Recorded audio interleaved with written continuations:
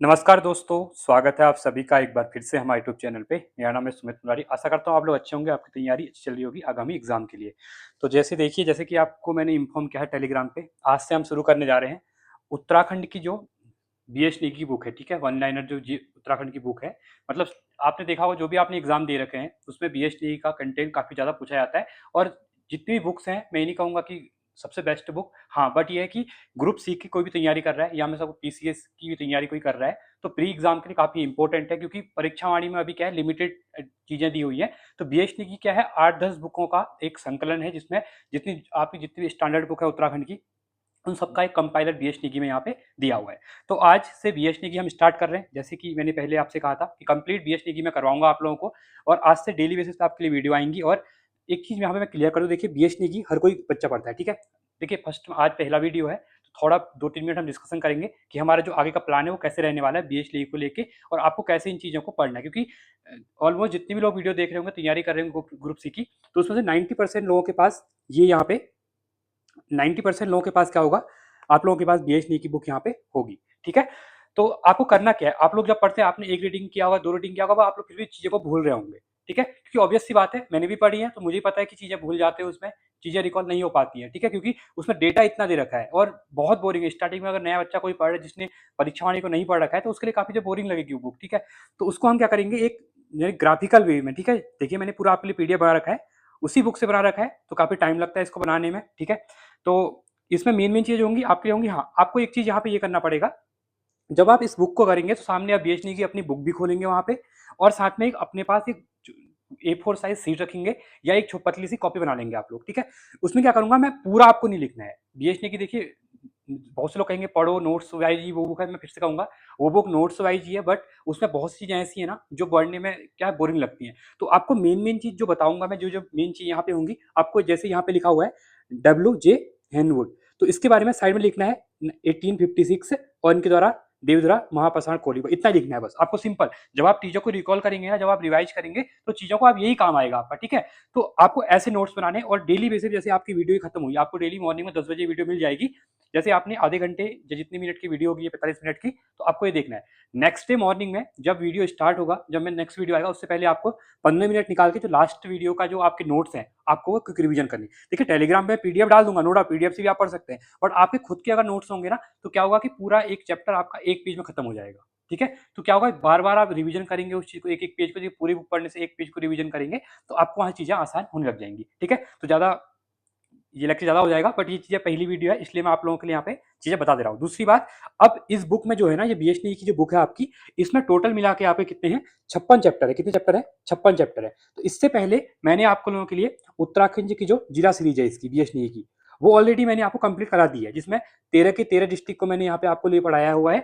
तो 13 डिस्ट्रिक्ट को हम माइनस कर रहे हैं, तो टोटल मिला के यहाँ पे अब हम जो कवर करेंगे वो 42 चैप्टर को यहाँ पे कवर करेंगे। तो 42 चैप्टर में, ठीक है, डेली बेसिस वीडियो आएगी। तो आपका जो आगामी जो हाईकोर्ट वाला जो कहीं जो आपका पेपर आने वाला है, ठीक है, 23 अगस्त को जो अभी डेट दी हुई है कुटुंब न्यायालय वाली, उसकी तैयारी आप लोग कर रहे होंगे। वहां पे पोर्शन भी देखिए, उत्तराखंड का 56 नंबर का पोर्शन है, और ये काफी ज्यादा होता है। तो आप बीएचडी को अच्छे से कवर करेंगे, इसलिए मैं शुरुआत भी यहाँ पे करवा रहा हूँ, क्योंकि आपने पढ़ी हुई है, नो डाउट सबने पढ़ी हुई है, आपने एग्जाम में देखे भी आए होंगे, बट आपके लिए मैं एक क्रिस्पी वे पे चीजों को लेकर आ रहा हूँ, जिससे आपका क्या, क्योंकि रिवीजन होगा एक टाइप का, ठीक है? मैं रिवीजन ही कहूंगा, क्योंकि आप लोगों ने सबने बुक पढ़ी होगी, जिसने नहीं पढ़ी है, नए बच्चे जो है तो तैयारी कर रहे हैं आगे कनिष्क सहायक के लिए, पुलिस कांस्टेबल के लिए, तो उनके लिए तो ये रामबाण रहने वाली है, ठीक है? रामबाण आप लोगों के लिए भी है जिसने ऑलरेडी ये पढ़ी हुई है, ठीक है? तो इसके अंदर जो 42 चैप्टर है हम पूरा कवर करेंगे। और पहला यूनिट तो सबको पता है, इसमें इस बुक में जो पहला यूनिट है वो आपका क्या है, पहला यूनिट जो रहने वाला है वो रहने वाला है आपका विविध वाला, ठीक है? वो हम अभी नहीं करेंगे, वो हम बाद में करेंगे, वो तो वन लाइनर फॉर्म में है, आप लोग खुद ही पढ़ के उसको भी आप लोग यहाँ पे खुद भी कर सकते हैं।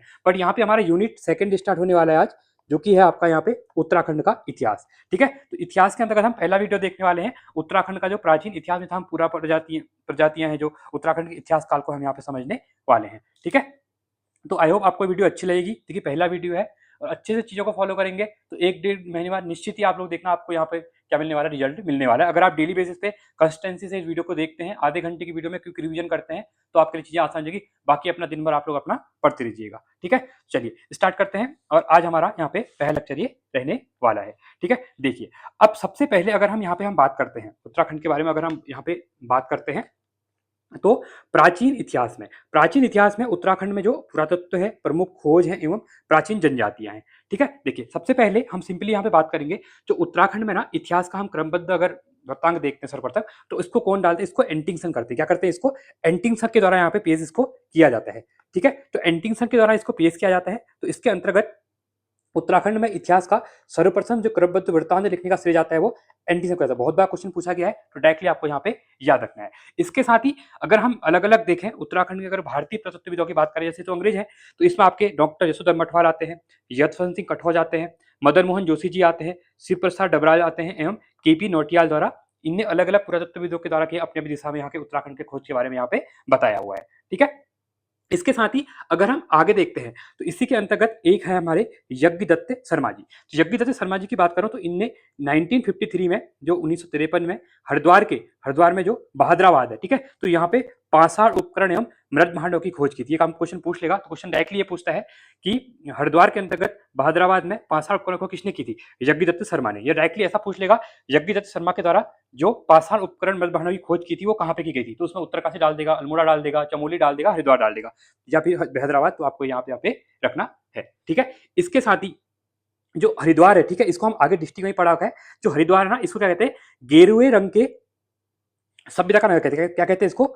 गेरुए रंग के सभ्यता का शहर भी इसको कहा जाता है, जिसको आप साइड में यहाँ पे नोट कर लेंगे। इसके साथ ही अगर अगला हम देखते हैं, ये है आपके डब्ल्यू.जे. हेननवुड। तो उत्तराखंड में पुरातत्व के जनक जाने जाते हैं, इनको माना जाता है। ठीक है, इसको याद रखना आपको, उत्तराखंड में पुरातत्व के जनक कौन है? तो ये है डब्ल्यू.जे. हेननवुड है। ठीक है, इंपॉर्टेंट है। और इनके द्वारा 1856 में जो चंपावत डिस्ट्रिक्ट के अंतर्गत देवधुरा मंदिर है, आपने देवधुरा मंदिर पढ़ा होगा। ठीक है, अब देखिए जैसे आप देवधुरा यहाँ पे आए ना, तो आपको रिवीजन में क्या करना है, यहाँ पे आपको याद करना है रक्षाबंधन के दिन यहाँ पे पांचवा युद्ध होता है, आपस में 4 खाम यहाँ पे होती हैं, वो 4 खामों के द्वारा आपस में पत्थरों से एक दूसरे को मारा जाता है। अब तो 2013 के बाद सुप्रीम कोर्ट ने इसे बैन लगा दिया था, और यहाँ पे अब क्या होता है, फूल और फलों के द्वारा यहाँ पे क्या होता है, युद्ध चला जाता है। पर अभी भी ये होता है। ठीक है, तो चीजों को ऐसे रिकॉल करेंगे तो आपकी चीजें रिवाइज होंगी। जैसे आपके हरिद्वार के बारे में यहाँ पे आया था, यहाँ पे देवधुरा के बारे में आ गया है, तो ये इंपॉर्टेंट यहाँ पे देखने को आपको मिलेंगे। ठीक है, आगे बढ़ते हैं।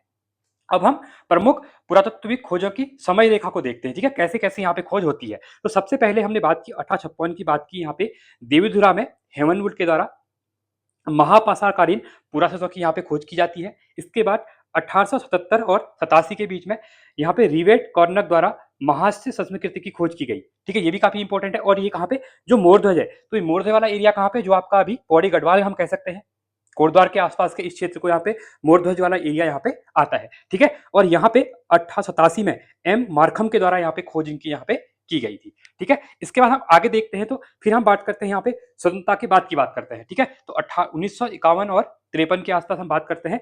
तो बहादराबाद हरिद्वार में तो ताम्र उपकरण मृत भांड की खोज हमने ऑलरेडी डिस्कस कर लिया। अब यहाँ पे हम एक रोड मैप को देख रहे हैं यहाँ पे। ठीक है, जो ये क्रिप्टोग्राफी आपके लिए जो ग्राफिकल चीजें बनी हुई है ना, ये इसलिए बनी हुई है क्योंकि आपको इससे चीजें ना मजा आए पढ़ने में, आपको यहाँ पे चीजें रिकॉल हो अच्छे से।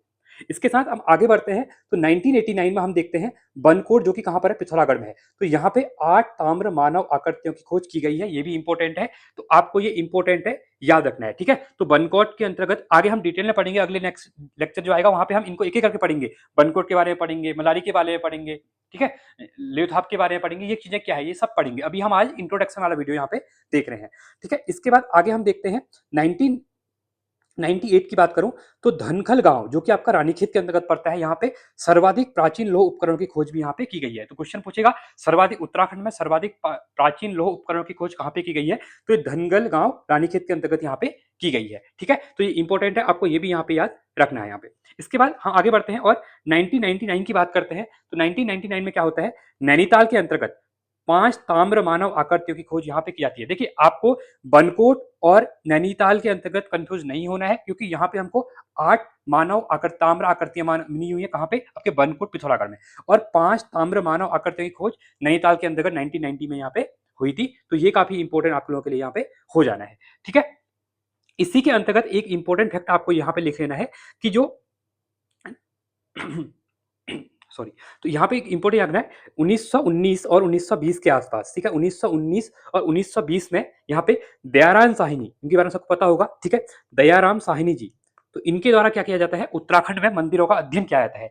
ठीक है, और ये कहा जाता है कि कहीं न कहीं अभी आपने देखा होगा इनके द्वारा जो हड़प्पा सभ्यता वगैरह की खोज की गई थी, ठीक है? तो इनके द्वारा 1921 में ही हड़प्पा सभ्यता की खोज की और इनके द्वारा ही उत्तराखंड में ही मंदिरों का अध्ययन यहाँ पे किया गया। तो अभी आपने देखा होगा लास्ट टाइम न्यूज़ में था, ठीक है? तो नैनीताल का एक गाँव है, तो वहाँ पे क्या हुआ है 3500 वर्ष पुरानी सिंधु सभ्यता की यहाँ पे कुछ मानव कृतियाँ मिली हुई हैं, जो कि उत्तराखंड में हम पहले साक्ष्य यहाँ पे देखते हैं, ठीक है? तो करंट के साथ भी आपको रिलेट करना है, ठीक है? करंट के साथ भी आपको चीज़ों को रिलेट करना है क्योंकि कहीं न कहीं ऐसे क्वेश्चन यहाँ पे हिस्ट्री प्लस जो आपका करंट होता है उसके साथ यहाँ पे बन जाते हैं, ठीक है?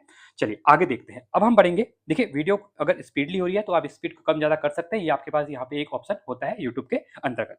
अब हम बात करेंगे पुरातात्विक साक्ष्यों का भौगोलिक वितरण की बात करूँगा। देखिए ये उत्तराखंड का यहाँ पे मैप दिया हुआ है। देखिए उत्तराखंड के मैप को भी क्या काफ़ी अच्छे से आप लोग समझना क्योंकि अभी एक क्वेश्चन पूछा भी गया था वीडियो के पेपर में, कौन-सा डिस्ट्रिक्ट किसको टच करता है करके, ठीक है? तो ये भी इंपॉर्टेंट है आपको यहाँ पे याद रखना है। सबसे पहले हम अल्मोड़ा की बात करेंगे यहाँ पे, ठीक है? तो कसार देवी मंदिर सबको पता है अल्मोड़ा के अंतर्गत है और यहाँ पे 14 नृत्य का सुंदर चित्रण देखने को आपको मिलता है और हटवाल घोड़ा शैल चित्र भी अभी आपको अल्मोड़ा में देखने को मिलते हैं। इसके साथ हम देखिए ये यहाँ पे देहरादून नहीं है, देहरादून आपका ये वाला है, ठीक है? तो इसको याद रखना कि कहीं-कहीं मैप में चीजें गलत हुई हैं। तो यहाँ पे देखिए देहरादून के अंतर्गत बाड़वाला, जगतग्राम, राजा सीलवर्मन के 4 अश्वमेध यज्ञ के साक्ष्य भी मिलते हैं, जो हरिपुर प्राचीन उपस्थल यहाँ पे देखने को मिलता है। इसके साथ ही हम पिथौरागढ़ की बात करेंगे, तो बनकोट ऑलरेडी हम देख लिए हैं। 8 मानव ताम्र आकृतियों की खोज यहाँ पे 1989 में हुई है। इसके साथ ही हम उत्तरकाशी की बात करेंगे, ये आपका उत्तरकाशी है। हुडुगा शैल चित्र की प्राप्ति भी यहाँ से हुई है। इसी के साथ ही रामगंगा घाटी के अंतर्गत यशोधर मटवाल जी के द्वारा यहाँ पे नौला ग्राम में 73 कप मार्क्स की जो ओखली, कप मार्क्स क्या होते हैं? ओखली। आपके आस-पास यहाँ पे देखा होगा ना, जो ओखली वगैरह होती है, उस टाइप के कप मार्क्स होते हैं। आप अगर कभी पौड़ी के अंतर्गत जाएँगे, पौड़ी गढ़वाल के अंतर्गत आपका कोटद्वार के आस-पास, तो वहाँ पे काफ़ी ज़्यादा ये देखने को मिलती हैं, ठीक है? तो मेहरू उड़ियार की भी यहाँ पे बात की हुई है, ठीक है? अब हम बात करते हैं चित्रित धूसर मृदभांड की बात करेंगे। देखिए अगर हम बात करें उत्तरी गंगा घाटी के, जहाँ पे ताम्र संस्कृति के पश्चात जो यहाँ पे चित्रित धूसर मृदभांड वगैरह जो है उसका समय इसको माना जाता है, ठीक है? और उत्तराखंड के अंतर्गत जो आपकी अलकनंदा घाटी है, ठीक है? अलकनंदा घाटी के अंतर्गत जो ये अलकनंदा घाटी आपकी जो देखने को मिलती है, अलकनंदा घाटी, तो यहाँ पर भी आपको एक जगह है आपकी थापली, ठीक है? थापली जो कि आपका श्रीनगर में देखने को मिलता है। कहाँ पे है? जो आपका श्रीनगर में देखने को मिलता है। तो वहाँ पे आपको यमुना घाटी के पुरला से विचित्र धूसर मृदभांड यहाँ पे देखने को मिलते हैं। यहाँ पे लिखा हुआ है, इनको एक बार देख लेते हैं, ठीक है? देखिए, अगर हम बात करें रंग की, रंग रूप की, ठीक है? तो काले रंगों से जो काले रंग के हैं, ठीक है? अनेक प्रकार के चित्र क्षैतिज व अनुलंब रेखाओं में चित्र यहाँ पे देखने को मिलते हैं। ये देखिए, ये आपको बने हुए हैं, ठीक है? इसके अंतर्गत प्रमुख स्थल देखिए, अब इसमें क्या होगा ना, बहुत बार आप लोग सोचते होंगे कि जब आप हिस्ट्री पढ़ते होंगे, जब आप बीएसटी की पढ़ते होंगे, तो वहाँ पे चित्र वगैरह नहीं दिए हुए हैं। तो आप सिंपल पढ़ते हैं चित्रित धूसर मृदभांड। तो आप पढ़ते हैं, फिर एक में 4 दिन 5 दिन बाद फिर भूल जाते हैं क्या होता है। अब यहाँ पे आपके सामने एक डायग्राम बना हुआ है, ठीक है? तो ये काली मिट्टी का ये बना हुआ है करके इस टाइप में, ठीक है? तो क्षैतिज और ऊर्ध्वाधर देखिए आपको यहाँ पे ये अनुलंब रेखाएं बनी हुई हैं। इसी की बात कर रहा हूँ मैं, ठीक है? ये जो लिखा हुआ है ना, ये ऑलरेडी इसमें इस फिगर के अंदर भी चीजें बनी हुई हैं, ठीक है? अब आप इसके बाद कभी नहीं भूलेंगे इसको, ठीक है? इंपॉर्टेंट है। तो इसलिए मैंने कहा आपसे कि ये सीरीज आप लोगों के लिए रिवीजन की तौर पे काफी अच्छी होने वाली है और नए बच्चों के लिए भी यहाँ पे रामबाण होने वाली है, ठीक है?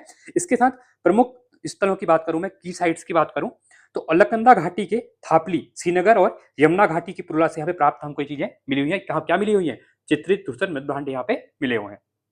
इसके साथ ही हम हिस्टोरिकल लिंक की बात करें, देखिए इसमें बहुत से बच्चे अभी इंग्लिश मीडियम वाले भी तैयारी बहुत कर रहे हैं क्योंकि देखिए पहले हिंदी मीडियम चलता था, अब बहुत से बच्चे इंग्लिश मीडियम से पढ़ के आते हैं, ठीक है? तो उनको भी कुछ-कुछ चीजें यहाँ पे देखिए, पूरा कंटेंट तो हम इंग्लिश में नहीं प्रोवाइड कर सकते, बट हाँ, कहीं-कहीं मैं शब्द ऐसे यूज़ जहाँ पे आपको लगेगा कि हाँ, चीजें अलग हैं। जैसे यहाँ पे देखिए चित्रित धूसर मृदभांड थे, ये आपको इंग्लिश वालों को समझ में नहीं आ रहा होगा, तो इसको कहते हैं प्रिंटेड ग्रे वेयर, ठीक है? इनको याद रखना, पीजीडब्ल्यू कहते हैं, प्रिंटेड ग्रे वेयर, ठीक है? तो इससे क्या होगा आपको पता चलेंगे।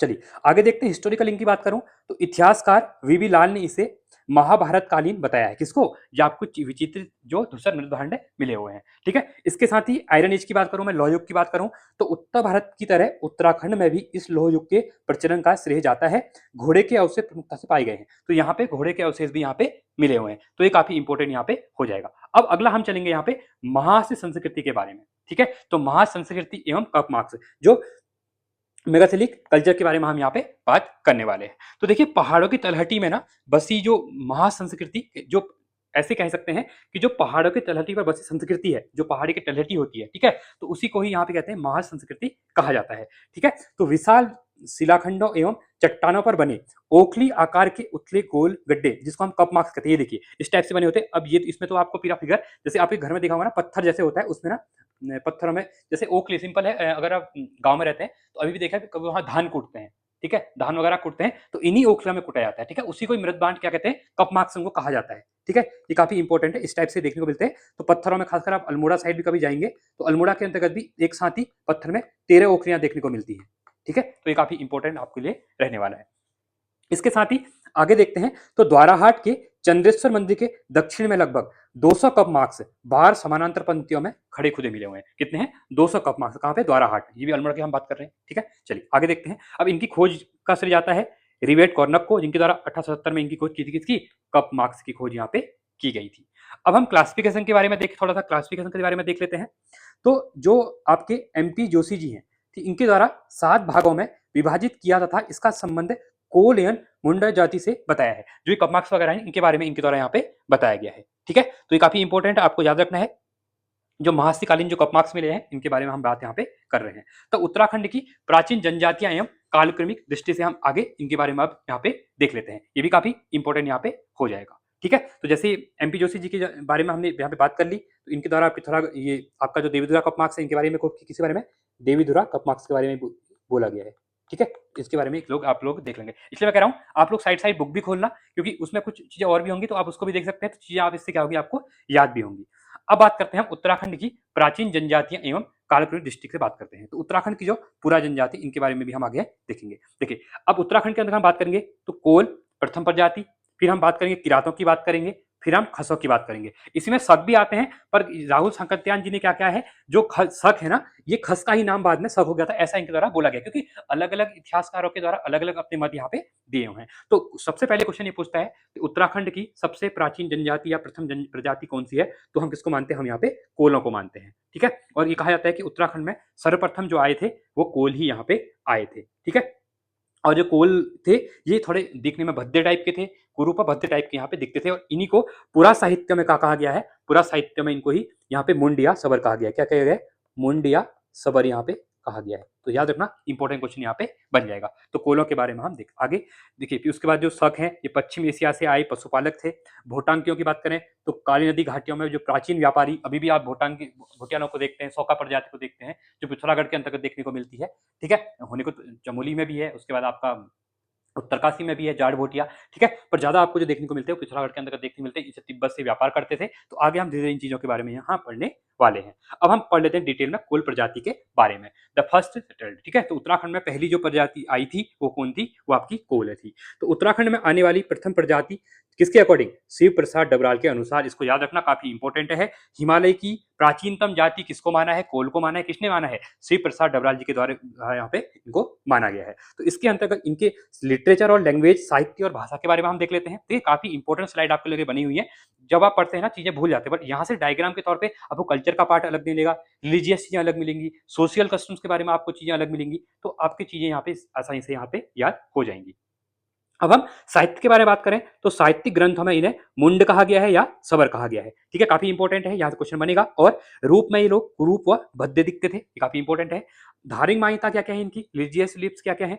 तो मुख्य रूप से प्रकृति पूजा, ये क्या करते थे? प्रकृति की पूजा करते। कोई मंदिर, मतलब यहाँ पे मंदिर नहीं थे, कोई मूर्तियां नहीं थी, ये प्रकृति की यहाँ पे पूजा करते थे। तो नाग पूजा के साथ साथ लिंग पूजा और वृक्ष पूजा भी ये लोग यहाँ पे करते थे। तो काफी इंपॉर्टेंट क्वेश्चन ये बन सकता है कभी कभी। कोल प्रजाति किसकी पूजा करते थे? ये नाग पूजा के साथ साथ लिंग पूजा और वृक्ष पूजा भी यहाँ पे करते थे। अब सामाजिक प्रथाओं की बात करें तो सबसे इंपॉर्टेंट यहाँ पे देखने को मिलता है कुमार कुमारी प्रथा। तो कुमार कुमारी प्रथा किसमें बीच में मिलती है? क्वेश्चन पूछा गया बहुत बार। ये आपको कोल प्रजाति में क्वेश्चन बोल देगा। कोल जो कुमार कुमारी प्रथा किसके बीच है? कोलों के बीच में, या फिर किरातों के बीच में देखने को मिलती है, या फिर खसों के बीच में। तो आपको याद रखना है ये कोलो प्रजाति के देखने को मिलती है। और भूटांकित प्रभाव ज्यादा देखने को इनके अंतर यहाँ पे देखने को मिलता है, ठीक है। तो काफी इंपॉर्टेंट है। इसके अंतर्गत अतिरिक्त इसमें कोलों से बहुपति विवाह भी देखने को यहाँ पे मिलता है। क्या मिलता है? समाज में बहुविवाह प्रथा भी प्रचलित थी, ठीक है। एक से ज्यादा विवाह भी यहाँ पे होते थे, ठीक है। अब इसके बाद हम आएंगे किरातों के बारे में। देखिए काफी इंपॉर्टेंट स्लाइड है, अगर आपको लग रहा है नोट्स बन रहे हैं शायद में स्क्रीनशॉट भी आप लोग ले सकते हैं यहाँ पे। चलिए आगे हम किरातों के बारे में देखते हैं। तो कोल प्रजाति के बाद आधिपत्य इनका होता है, और इन्हें किन्नर या फिर कीर भी कहा जाता है। किरातों को किन्नर या कीर भी कहा जाता है। और इनकी जो भाषा थी ना वो मुंडा थी, ये याद रखना। देखिए अब यहाँ पे कंफ्यूज नहीं होना है। किरातों की जो भाषा है ना वो मुंडा है, और यहाँ पे हमने मुंडा एक क्या पढ़ा यहाँ पे अभी, हम इनके अंतर्गत हमने कोलों के बारे में पढ़ा, इनको मुंड कहते हैं। देखिए इनको मुंड कहा जाता है और यहाँ पे इनकी भाषा मुंडा है। तो इन दोनों में कंफ्यूज नहीं, क्योंकि बहुत बार आप लोग पढ़ते हैं ना, तो एग्जाम में जब ऐसे क्वेश्चन आएंगे तो मैं मेन चीज यहाँ पे ना, जहाँ पे आप कंफ्यूज होते हैं वो चीज पॉइंट आउट कर रहा हूँ, जो कि आप वहां भूलेंगे, यहाँ पे कहीं ना कहीं वहां पे चीजें याद आएंगी। आप खुद पढ़ते हैं ना तो आप मुंड और मुंडा सेम पढ़ लेते हैं। ठीक है, क्लियर है? चलिए आगे देखते हैं। अब हम जीवन शैली की बात करेंगे, लाइफ स्टाइल की बात करेंगे, इसके बारे में, किरातों के बारे में। तो किरात जो थे ना, एक भ्रमणकारी, पशुपालक व आखेटक थे। ये क्या थे? एक हंटर गैदर्स थे। ये एक जाति थी जो कि पशुपालक थी, भ्रमणकारी थी और आखेटक थी, मतलब इधर उधर घूमती थी। और पशु आखेटक मतलब क्या करती थी? हंटिंग करती थी। ठीक है, शिकार करती थी। इसको याद रखना। इसके साथ ही मुख्य खाद्य इनका सत्तू था, किसका? किरातों का। और राहुल साकत्यायन जी के अनुसार इनमें संयुक्त परिवार प्रथा देखने को मिलती है।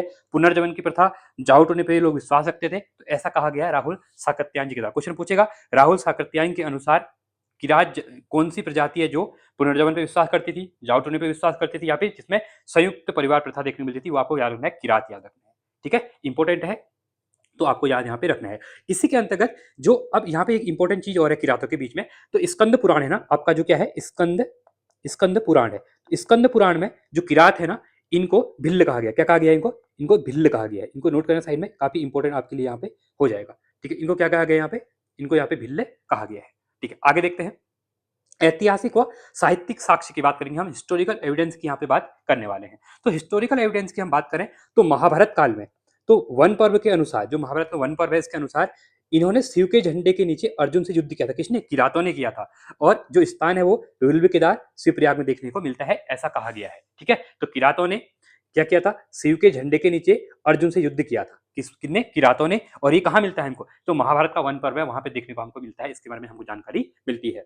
साहित्य के बारे में हम बात करें तो बाणभट्ट की जो कादंबरी है, बाणभट्ट की जो कादंबरी है, और कालिदास के रघुवंश महाकाव्य में, और जो मेगास्थीज की इंडिका है, जो मेगास्थीज से एक ट्रेवलर थे जो इंडिया में, इनकी इंडिका उत्तराखंड, अगर हम पूरे भारत के इतिहास के बारे में अगर देखते हैं तो इंडिका काफी अच्छा स्रोत है हमारे लिए। इंडिका के अंतर्गत पूरे उत्तर, हमारे जो इतिहास है, उत्तर भारत का इतिहास कह सकते हैं, इसके बारे में लिखा हुआ है। ठीक है, इसके साथ ही अगर हम वर्तमान की बात करें, प्रेजेंट की अगर हम बात करते हैं, तो अस्कोट जो कहाँ पर है आपका? ये आपका पिथौरागढ़ में है। जो डीडी हाट है वो पिथौरागढ़ में है। तो आज भी इस वंशज वंशज माने, इसके वंशज अभी भी अस्कोट डीडी हाट के माने जाते हैं। और जॉर्ज ग्रेसन ने इन्हें प्राचीनतम मानते हैं। तो जॉर्ज ग्रेसन, देखिए अब यहाँ पे सबसे इंपॉर्टेंट ये होगा, तो किरातों को कौन मानते हैं? ग्रेसन मानते हैं। और कोलों को किसने माना? श्री प्रसाद डबराल ने माना। तो ये बहुत बार ओवरलैप करता है हमारा जो इतिहास है उत्तराखंड का, बट आपको सबका याद रखना है। अगर पूछ लेगा, कभी क्वेश्चन पूछेगा, शिव प्रसाद डबराल के अकॉर्डिंग उत्तराखंड की प्रजाति कौन थी? कोल थी। अगर पूछेगा यहाँ पे जॉर्ज ग्रिसन के अकॉर्डिंग कौन थी? तो किरात थी। तो ये भी आपको यहाँ पे याद रखना है। इसके साथ इसके बाद जो आते हैं हमारे, ये आते हैं अब खस आते हैं। ठीक है, चलिए अब हम बात करेंगे खसों की बात करेंगे, द वॉरियर क्लास। ठीक है, तो खस जो थे वॉरियर क्लास। अब हम खसों की बात करें तो सबसे पहले किरातों किरातों के बाद जो उत्तराखंड में खस प्रजाति का उल्लेख यहाँ पे देखने को मिलता है। ठीक है, और खसों के बारे में, जो खस थे ना, इनको 1885 में, ठीक है, 1885 में शूद्र वर्ग में इनको रखा गया। किसमें रखा गया? शूद्र वर्ग में इनको रखा गया। शूद्र वर्ग में इनको शामिल कर लिया गया। तो देखिए महाभारत कनेक्शन क्या है आप खसों का। ठीक है, तो स्वभा पर्व के अनुसार खस लोग महाभारत के युद्ध में कौरवों की ओर से भी लड़े थे। ठीक है, ये काफी इंपॉर्टेंट हो जाएगा। किरात प्रजाति को विस्थापित कर उत्तराखंड पर अधिकार किया, और 1885 में इनको शूद्र वर्ग में सम्मिलित कर लिया गया। ये तो बिल्कुल आपको मैंने बता ही दिया है। साहित्यिक साक्ष्य की बात करें हम खसों के बारे में, तो राजशेखर की काव्य मीमांसा, जो काव्य मीमांसा किसकी है? ये आपकी राजशेखर की है। अब देखिए यहाँ पे आपको ये पता होना चाहिए, जैसे आप पढ़ते हैं ना, तो हिस्ट्री के अंतर्गत भी आप, जब आप लोग उत्तराखंड के जो शासकों के बारे में पढ़ते हैं, जो भारत के शासकों के बारे में पढ़ते हैं, जिसमें जो आप चोल चेयर बनने के बाद जो मिडिल के बीच में जो जो एमपी वाला क्षेत्र, बुंदेलखंड वाला रीजन था, वहां पे जो यहाँ पे जो अधिकार करते हैं, जो अलग अलग राजा वगैरह होते हैं, जैसे मैं बात करूँ राजपूत शासकों की बात करूँ, ठीक है, तो वहां पे कहीं ना कहीं राजशेखर के बारे में हमको देखने को मिलता है, काव्यमीमांसा के बारे में देखने को मिलता है हमको यहाँ पे।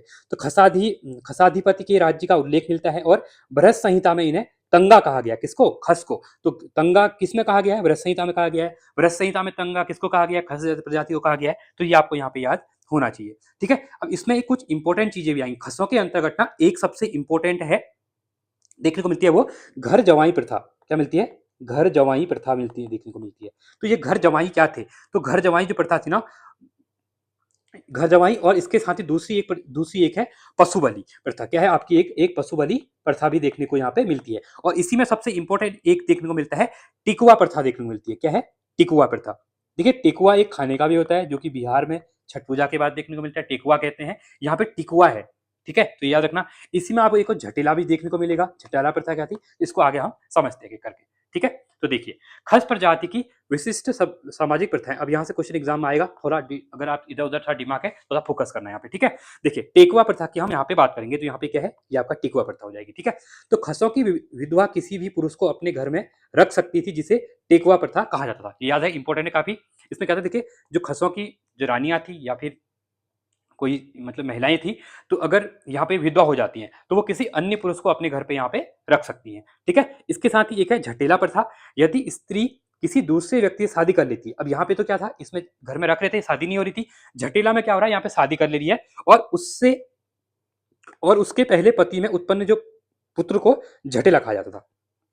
ठीक है, तो झटेला प्रथा क्या थी, खसों से व्याप्त थी। और इसमें क्या था कि कोई स्त्री किसी दूसरे व्यक्ति से अगर शादी करती है तो उसके पहले पति से जो उत्पन्न पुत्र था, ठीक है, उसको झटेला यहाँ पे कहा जाता था। ठीक है, इंपॉर्टेंट है। इसका अगला आता है देवदासी प्रथा। ये भी आपको खसों के अंतर्गत देखने को मिलती है। खस लोग अपनी ज्येष्ठ पुत्री को मंदिरों में दान कर देते थे।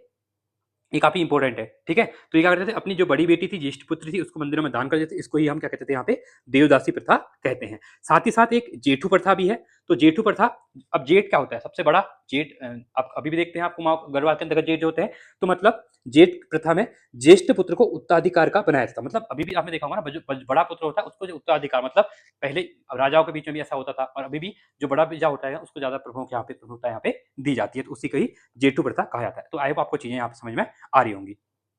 अब इसका हम पढ़ेंगे शक जाति के बारे में। देखिए अब राहुल साकत्यायन जी कहते हैं कि जो खस थे बाद में उन्हीं को हमने शक कह दिया, इनको बारे में देखे थे। अब जो शक थे ना, ये सन वर्सिफर्स थे। अब यहाँ पे देख रहे थे क्या इंपॉर्टेंट है। देखिए इनकी ओरिजिन की अगर हम बात करते हैं सबसे पहले, तो पश्चिम एशिया में आई हुई पशुपालिक जाति इनको माना जाता है। और राहुल साकत्यायन के अनुसार यह खस का ही क्या है, एक अभ्रंश रूप देखने को मिलता है। अब एविडेंस के बारे में हम देख ले, शकों के बारे में। उत्तराखंड के अधिकांश सूर्य मंदिरों में इस जाति के निवास के साक्ष्य प्राप्त होते हैं। अल्मोड़ा का कटारमल सूर्य मंदिर इसके प्रभाव का प्रमुख उदाहरण देखने को मिलता है। तो ये काफी इंपॉर्टेंट यहाँ पे हो जाएगा, ये ऐसा यहाँ पे माना जाता है। ठीक है, तो काफी इंपॉर्टेंट है। तो शक पश्चिमी एशिया से आई पशुपालक जाति थी। शक खसकाई अभ्रंश माना जाता है, किसके अकॉर्डिंग, राहुल साकत्यायन जी के अकॉर्डिंग। और उत्तराखंड में अधिकांश जो सूर्य मंदिर आप अभी भी देखते हैं, चाहे आप चंपावत का सूर्य मंदिर देखते, लोहाघाट का सोनी का सूर्य मंदिर देखते हैं, खेतिकांग का सूर्य मंदिर देखते हैं, कटारमल का सूर्य मंदिर देखते हैं, तो ये सभी इंपॉर्टेंट क्या है, ये आपको एविडेंस शक जाति के बारे में हमको बताते हैं यहाँ पे। अब इसके बाद आगे पढ़ लेते हैं भोटांकित या शोका प्रजाति। देखिए अभी जब उत्तराखंड जनजाति पढ़ेंगे तो वहां पे हम अलग से पढ़ेंगे राई जनजाति को, यहाँ पे जौनसारी जनजाति को, थारू जनजाति को, या फिर हम भोटे जनजाति को वहां पे अलग से पढ़ेंगे, बोक्सा जनजाति को। ठीक है, अभी हम यहाँ पे भोटांकित या शोका प्रजाति के बारे में हम देखें, जिसको हम देख रहे हैं ट्रांस हिमालयन ट्रेडर्स। ये क्या करते थे, व्यापार करते, तिब्बत से व्यापार, हिमालय के तिब्बत के अगर व्यापार, तो इनको एक ट्रांस हिमालयन ट्रेडर से भी कहा जाता है। तो उत्तराखंड में जनजातियों में सबसे प्राचीन जनजाति काली नदी घाटी में निवास करने वाली जो थी भूटान की जाति, शोका प्रजाति, उसी को यहाँ पे माना जाता है। अब यहाँ पे आपके लिए एक रोडवे बना दिया है पूरा। इनकी व्यापार की बात करें तो 1914 के समझौते के आधार पर 1962 तक तिब्बत से व्यापार, और 1962 के बाद जब इंडो चाइना वॉर होती है तो वहां पे इनका यह क्या होता है, व्यापार बंद हो जाता है। ठीक है, अभी भी आप कभी उत्तरकाशी जाएंगे या आप चमोली या पिथौरागढ़, तो अभी आपने देखा होगा इनके गांव, बड़े बड़े गांव अभी भी बसे हुए हैं। ठीक है, उपजातियों की बात करें तो इनके अंतर्गत उपजातियों में गबरबियाल, गुंजियाल, मरतोलिया जी। ठीक है, मरतोलिया तो सबको पता ही होगा, ये भी इनके बारे में माने जाते हैं आदि। ठीक है, राठ क्या थे, गोत्र थे, को बिरादरी का सूचक मानते थे और समान राठ का विवाह वर्जित था। एक समान जो राठ होता है ना, अभी भी आई थिंक जो सेम अगर किसी की गोत्र होता है तो गोत्र में शादी नहीं होती है, तो इससे अकॉर्डिंग पहले जो आपका राठ होता था, इसमें भी समान जो राठ होता था उसमें शादी नहीं होती थी। कल्चर के बारे में बात करें, संस्कृति के बारे में बात करें, तो स्थानीय भाषा समूह को कूच कहा जाता था। जो इनकी स्थानीय भाषा थी ना, इनको कूच कहते थे। और दारमा व व्यास घाटी में रणभर प्रथा प्रचलित थी। तो जो रणभर प्रथा थी वो भी यहाँ पे देखने को मिलती है। अब ये ठीक है, ये हम आगे पढ़ने वाले हैं। ठीक है, रणभर प्रथा के बारे में भी आगे पढ़ने वाले हैं। इसके साथ ही इनके देवताओं के बारे में, गॉड्स के बारे में बात करें तो घुरमा देवता वर्षा के लिए प्रसिद्ध है, काफी इंपॉर्टेंट क्वेश्चन पूछा गया था। तथा घबला देवता जो व्यापार और संपत्ति के लिए, इनको घबला देवता की लोग पूजा करते थे, और वर्षा के लिए लोग घुरमा देवता की यहाँ पे पूजा करते थे। ठीक है, और जो भूटान की जो थे, इनको स्थानीय भाषा में क्या कहते थे, इनको कूच यहाँ पे कहा जाता था। तो ये कुछ इंपॉर्टेंट चीजें थी। अब यहाँ पे हम क्या करते हैं, एक तुलनात्मक अध्ययन देख लेते हैं, कुछ रिवीजन के तौर पे चीजें देख लेते हैं, क्योंकि काफी इंपॉर्टेंट होने वाले हैं। तो देखिए सबसे पहले हम बात करेंगे कोलों की बात करें तो कोल, मुंडिया, सबर उपनाम इनके थे। प्रकृति, नाग और लिंग पूजा ये लोग करते थे। कुमार कुमारी प्रथा और सबसे प्राचीन ये मानी जाती है। ठीक है, उत्तराखंड में सब आने वाली पहली। इसका हम किरातों की बात करेंगे तो किन्नर या किरेन को कहा जाता है। भ्रमणकालीन ये आखे तक थे और पशुपालक थे। विल्व केदार युद्ध सत्तू भोजन इनका इंपॉर्टेंट था और विल्ब केदार इनका शिव के झंडे के नीचे आपको सबके बारे में अर्जुन के युद्ध किया था ये बताई दिया मैंने आपको। इसके बाद हम खस की बात करें तो तंगा इनको कहा जाता है, युद्धा कौरव की ओर से लड़े थे। टेकवा प्रथा, जटिला प्रथा, देवदासी प्रथा, यहाँ पे देखिए देवदासी प्रथा में क्या था, रिवीजन करिए जल्दी पीछे अगर आपने नोट्स बनाए हैं तो देखिए अगर भूल गए हो तो देवदासी प्रथा में क्या था।